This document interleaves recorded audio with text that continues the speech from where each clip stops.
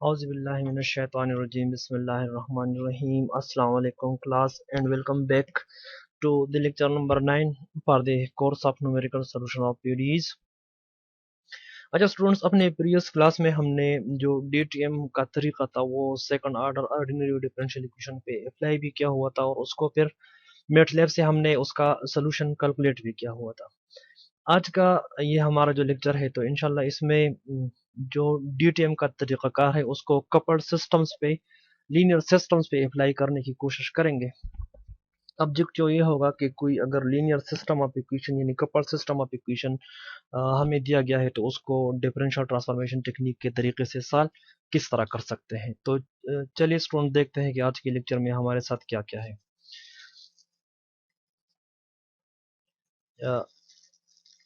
Assume कर ले कि इस तरह का एक system of three differential equation आपको दिया गया है। ठीक है, x prime of t is equal to a1 x of t plus b1 y of t plus c1 z of t, y prime of t is equal to a1 x of t plus b2 y of t plus c2 z of t।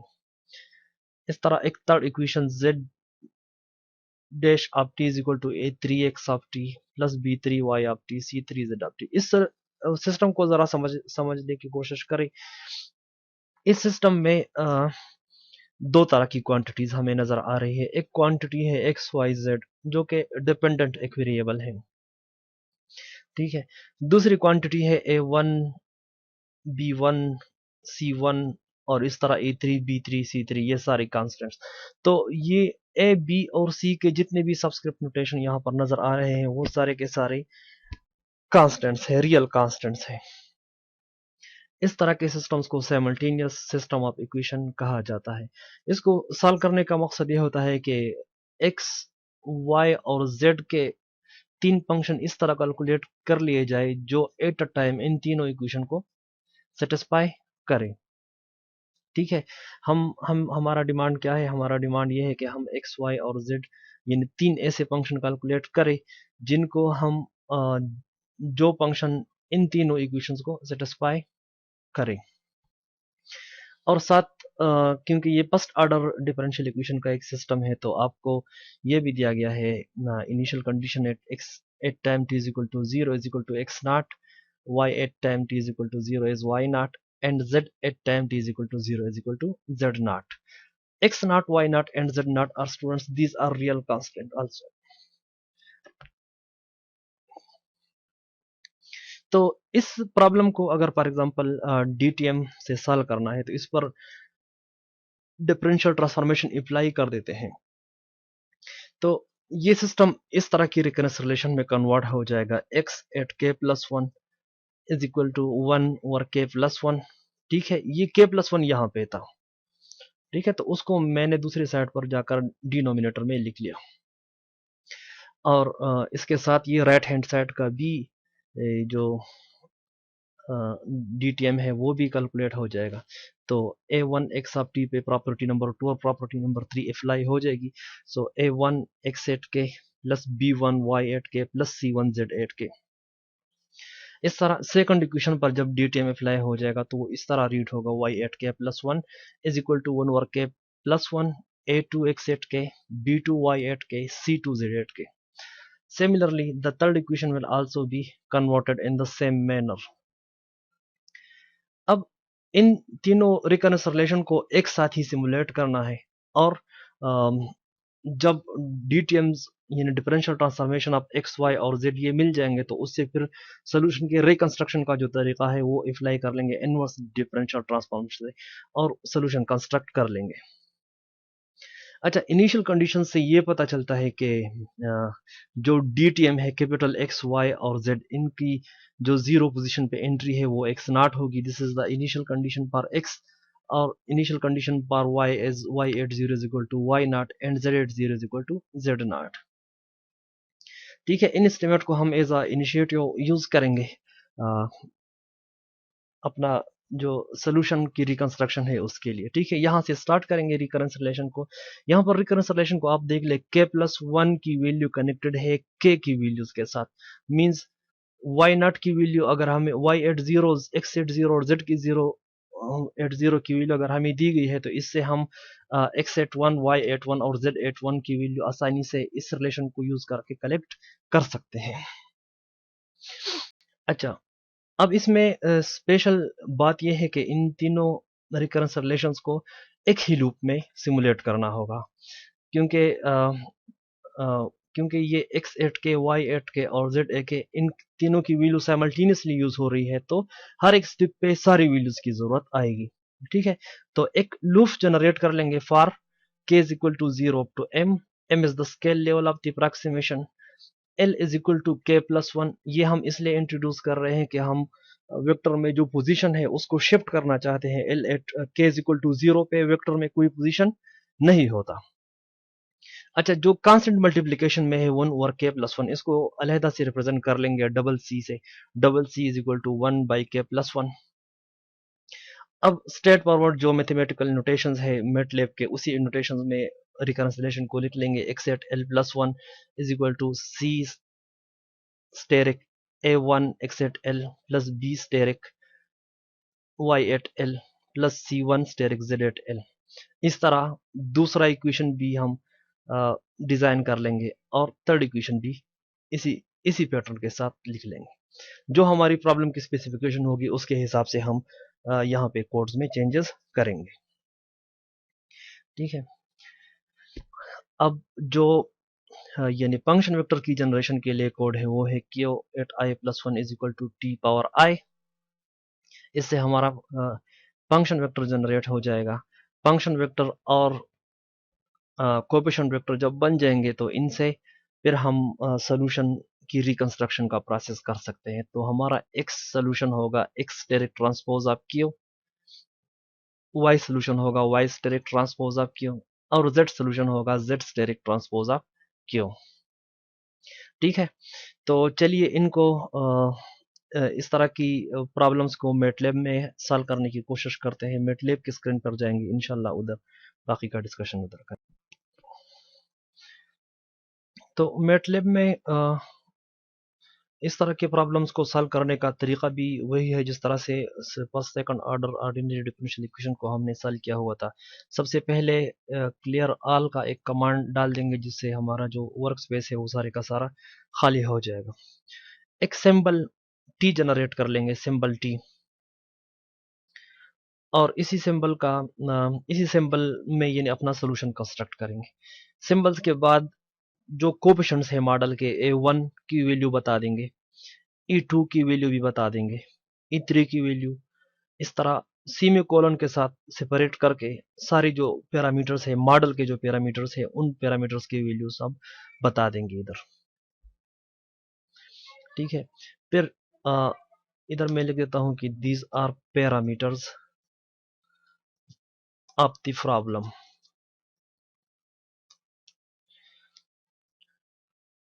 अब parameters की definition के बाद हम next जो task होगा वो initial जो condition है उस पे होगा। इनिशियल कंडीशन भी बता देंगे कि x एट 0 यानी x नॉट हमारा 1 है, y एट 0 यानी y नॉट हमारा 2 और z at 0 is equal to -1।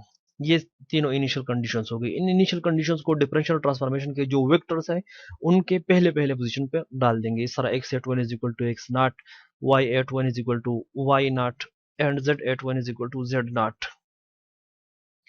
ठीक है, यहाँ से हमने इनिशिएट करना है रिकंसिलेशन को इनिशिएट करने के लिए पहले एक स्केल डिफाइन कर लेंगे m इज इक्वल टू 10। ठीक है, फिर सिंबल k में एक लूप स्टार्ट कर लेंगे for k is equal to 0 up to m। ठीक है, l is equal to k plus 1 लिख लेंगे और इसका मतलब ये होगा कि हम वेक्टर्स में पोजीशन को शिफ्ट करना चाहते हैं। k इज इक्वल टू 0 का कोई पोजीशन नहीं होता। फिर डबल सी का जो कांस्टेंट हमने इंट्रोड्यूस किया हुआ था उसको डिफाइन कर लेंगे 1 और k प्लस 1। ठीक है, फिर यहाँ से x at l plus 1 is equal to double C asterisk a1 asterisk x at l plus b1 asterisk x at l plus c1 asterisk z at l। ठीक है, y at l plus 1 is equal to double C asterisk a2 asterisk x at l plus b2 asterisk y 8L, तीनों equations इस तरह एक loop के अंदर निकलेंगे। अब कोएफिशिएंट वेक्टर की जनरेशन के लिए भी एक कोड डाल देंगे, for k is equal to 0 up to m q 8k plus 1 is equal to t power k, और इसको एंड कर लेंगे। ठीक है, हमारा जो x सोल्यूशन है वो बनेगा x solution is equal to x steric transpose of q, y solution is y steric transpose of q, and z solution is z steric transpose of q। ठीक है, ये तीनों सोल्यूशन हमारे साथ बन जाएंगे।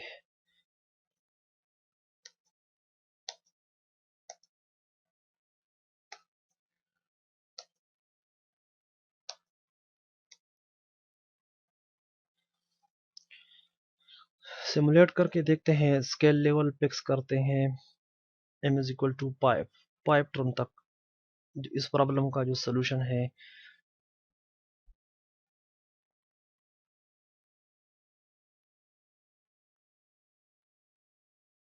m इज इक्वल टू 5 रख के ये रन कर लेंगे तो जो लूप है वो हमारा रन हो जाएगा। हमें यानी x y और z के जो सॉल्यूशंस है वो इस तरह मिल जाएंगे, यानी हमारी z ऑफ t का जो फंक्शन है वो ये फंक्शन है।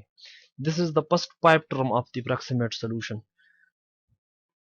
ठीक है, अब इनको हम डिफरेंट तरीकों से विजुअलाइज कर सकते हैं। हम इन तीनों का ग्राफ एक ही फिगर में भी बना सकते हैं, और यानी अगर एक फिगर में बनाने हैं इनके पास, तो फिगर 8.1 EZ फ्लैट x साल 0 to 1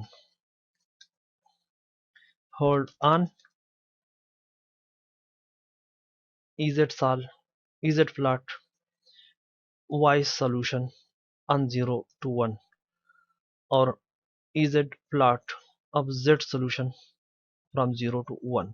ठीक है, तो ये जब सिमुलेट हो जाएगा तो फर्स्ट 20 टर्म्स सोल्यूशन के जो पहले 20 टर्म्स है उनके ग्राफ हमारे साथ फिगर नंबर 1 में आ जाएंगे।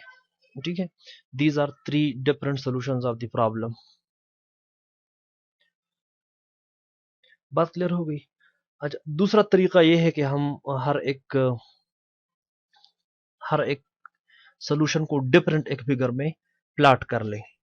ठीक है, तो फिगर 8.1 में x सोल्यूशन डाल देंगे, फिगर 8.2 में y सोल्यूशन डाल देंगे, और फिगर 8.3 में z सोल्यूशन डाल देंगे। ठीक है, तो इससे जो रिजल्ट बनेगा वो 3 डिफरेंट फिगर्स होंगे, और हर एक फिगर में एक में x का सोल्यूशन होगा, दूसरे में y का सोल्यूशन होगा, और तीसरे में z का सोल्यूशन होगा। Figure 8.3 contains the solution for the z, figure 8.2 contains the solution for the y, and figure 8x contains the solution for the x। ठीक है, ये दूसरा तरीका होगा। थर्ड जो इसका टेक्निक है वो ये है कि हम एक ही फिगर में 3 डिफरेंट लोकेशंस पर इसके ग्राफ्स बना लें, और ये तरीका टेक्निकल भी है। ठीक है, यानी आपको अगर किसी रिपोर्ट में या पेपर में इसके फिगर्स बनाने हैं तो आपने एक ही विंडो में तीनों फिगर्स किस तरह आप एक फिगर स्टार्ट कर ले, और उसके बाद सब प्लॉट 131 इसको इनिशिएट कर ले। अच्छा, सब प्लॉट का मतलब ये होता है सब प्लॉट 131 ये आपके साथ एक फिगर के विंडो को जनरेट कर देगा, जिसमें एक रो होगा, 3 कॉलम्स होंगे, और पहले पोजीशन पर हमारा जो है सोल्यूशन x का प्लॉट आ जाएगा। ठीक है, फिर दोबारा डाल देंगे सब plot 1 row 3rd column at 2nd position पे आएगा y का सोल्यूशन। ठीक है, और 1 रो 3 कॉलम एंड 3rd पोजीशन पर डाल देंगे z का सोल्यूशन। ठीक है, तो ये टेक्निकल तरीका है, आप लोग इसको फॉलो कर सकते हो। तो अभी हमारे साथ 3 डिफरेंट फिगर्स आ गई है, एक ही फिगर में 3 ग्राफ्स आ गए हैं। तो पहले नंबर पे हमारा x का सोल्यूशन है, दूसरे पे y का सोल्यूशन है, थर्ड वन पे z का सोल्यूशन है। ठीक है, अच्छा, इनकी थोड़ी सी सेटिंग का तरीका मैं बता दूं कि इसकी सेटिंग किस तरह करनी है। सपोज इस तरह की शेप में आप किसी यानी उस तरह के किसी रिपोर्ट में ये फिगर्स नहीं डाल सकती, क्योंकि ये उस तरह नहीं है टेक्निकल ना। तो आपने क्या करना है, आपने यहाँ पर एक कॉर्नर में एक बटन है जिसपे लिखा हुआ है show plot tools and dark figure, इस पे क्लिक करें तो इस फिगर की सारी प्रॉपर्टीज खुल जाएगी। ठीक है, सबसे पहले हमें इन टाइटल्स को हटाना है, इस पे क्लिक करके डिलीट करते जाए। ठीक है, टाइटल्स हट जाएंगे। उसके बाद इस फिगर पे क्लिक कर ले तो ये बार स्टेप यहाँ पर आ जाएगी, तो इसका मतलब ये हो गया कि ये फिगर आपके साथ सेलेक्टेड पोर्शन में आ गया है। अब जब प्रॉपर्टी एडिटर आप खोलेंगे तो आपके साथ इस फिगर की प्रॉपर्टीज खुलेगी। ठीक है, तो इसके कलर्स वगैरह चेंज अगर करने हो तो कलर के चेंज करने का ये लोकेशन है। यहाँ पर एक लाइन के सामने एक जगह पे कलर का आइकन आ रहा है, तो वहां से आप कलर चेंज कर सकते हो। इसका साइज भी अ, आप चेंज कर सकते हो, यानी स्टैंडर्ड जो साइज है वो आप 2 लगा सकते हो। और इस तरह लाइन की जो डिफरेंट पार्म्स है, यानी डैश्ड लाइंस, इस तरह डॉट लाइंस, और 3-4 किस्म के फॉर्मेट है। अगर आपके साथ कोई दूसरा मैटलैब है तो हो सकता है उसमें ज्यादा आपके साथ चॉइसेस हो। तो एक फिगर आपने सेट कर लिया, अब दूसरे पे आ जाए।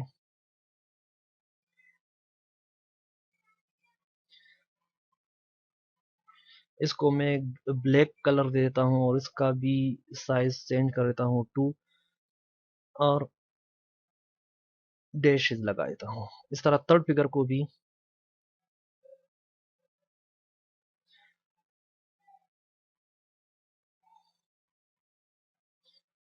इसका कलर ग्रीन करते हैं और ये बना।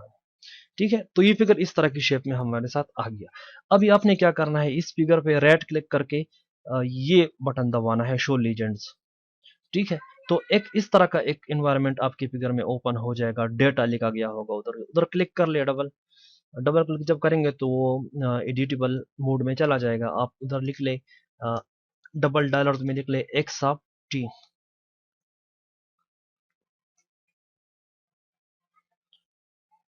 दरवाजा बंद रखो। ठीक है, तो इधर एक्स ऑफ टी का एक आ जाएगा, इस पे क्लिक कर ले और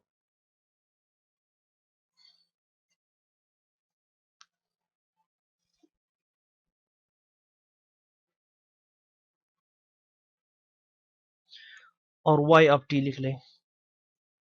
डबल डॉलर्स में आप अपने डॉलर्स की साइंस के अंदर ये चीजें लिखनी है। ठीक है, उसकी रीजन ये है कि ये इसको फिर हमने इसका इंटरप्रिटेशन चेंज करना है।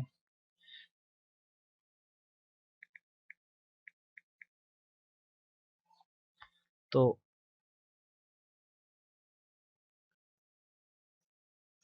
Z of T.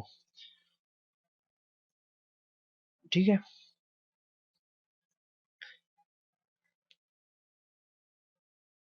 अब इस पे राइट क्लिक करके इंटरप्रिटेटर को आप लेटेक्स में कन्वर्ट कर दें। इस तरह ये भी इंटरप्रिटेटर पे क्लिक करके लेटेक्स में कन्वर्ट कर दें, और इस तरह ये भी इंटरप्रिटेटर पे क्लिक करके लेटेक्स में कन्वर्ट कर दें।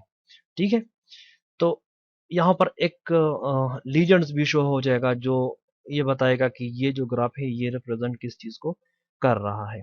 ठीक है, तो इसी शेप में आप अपने फिगर को लाने के बाद उसको फिर आप सेव कर सकते हो, अम, यानी दूसरे फॉर्मेट्स में सेव कर सकते हैं।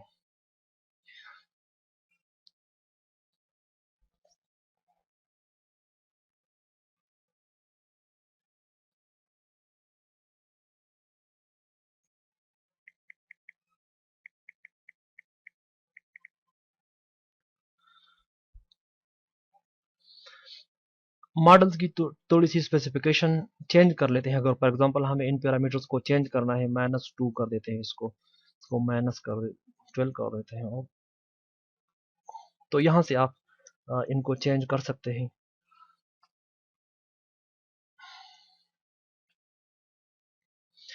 ऑटोमेटिकली सारे के सारे जो सिमुलेशन है कोड से उसमें ऑटोमेटिकली सारा कुछ चेंज हो जाएगा। ठीक है, तो आपके बार जो सिचुएशन है वो थोड़ी सी डिफरेंट है। आपका जो एक्स सोल्यूशन है, वाई जेड सोल्यूशन है, ये इंक्रीजिंग है, और वाई जो सोल्यूशन है आपका वो एक डिक्रीजिंग क्वांटिटी है। ठीक है, तो पैटर्न पे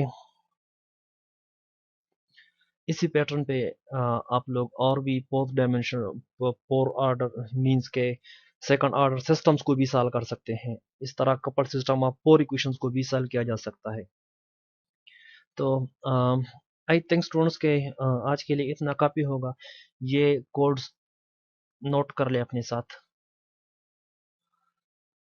पहले आपने पैरामीटर्स डालनी है। पैरामीटर्स ऑफ द प्रॉब्लम आपने पैरामीटर बता दिए। पैरामीटर्स के बाद अच्छा, जो ये पैरामीटर्स कहाँ से कलेक्ट करने हैं? जो आपके साथ मेन जो मेन जो सिस्टम है कवर्सन उससे अपने पैरामीटर्स कलेक्ट कर ले। अब आपने एक्स नाट वाई नाट और Z naught initial values depend करने हैं। X at one Y at one at Z at one इनको डिफरेंशियल ट्रांसफॉर्मेशन के जो वेक्टर्स है उनमें डाल दे। एक स्केल डिपेंड कर ले एम, आप कोई और भी सिंबल यूज कर सकते हो। अब k is equal to zero up to m minus one एक लूप स्टार्ट कर ले। l is equal to k plus one define कर ले, क्योंकि वो शिफ्टिंग का जो मसला है वेक्टर्स का वो कवर हो जाएगा। इस तरह कांस्टेंट और जो भी स्पेसिफिकेशंस है आपके प्रॉब्लम्स के वो यहाँ पर लिख ले। अगर आपके साथ प्रॉब्लम चेंज होगा तो ऑफ कोर्स इसी रिकंसिलिएशन में चेंजेस आएगी। ठीक है, इसके बाद आप फंक्शन वेक्टर एक बना ले। फंक्शन वेक्टर के बाद जो सॉल्यूशंस है इनवर्स डिफरेंशियल ट्रांसफॉर्मेशन जो यहाँ पर वेक्टर की प्रोडक्ट के शेप में हमें नजर आ रहा है, तो इसी शेप में आप सोल्यूशन डिफाइन कर लें। और फिगर्स के ग्राफ्स बनाने के लिए ये तरीका आप लोग यूटिलाइज कर सकते हैं। ठीक है, तो इंशाल्लाह नेक्स्ट क्लास में कोशिश करेंगे कि ये जो तरीक़ाकार है इसको पार्शियल डिफरेंशियल इक्वेशंस पे अप्लाई करें। ठीक है, तो अपना ख्याल रखिए, तब तक के लिए अल्लाह हाफ़िज़।